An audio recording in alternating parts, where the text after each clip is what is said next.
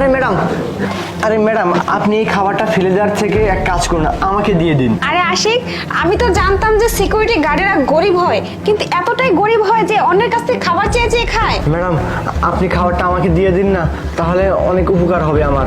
আচ্ছা ঠিক আছে, যেহেতু তুই খাবারটা চাচ্ছিস তোকে দিয়ে দিচ্ছি। এই নি, খাবারটা খেয়ে নিস। আশিক, তুই এক কাজ কর, তোর খাবারটা ওকে দিয়ে দি। হ্যাঁ প্রিয়া, তুই ঠিকই বলছিস, আমার খাবারটা ওকে দিয়ে দেই। আচ্ছা তুই দিয়ে দে। হ্যাঁ, এই ধর, এই খাবারটাও খেয়ে নিস।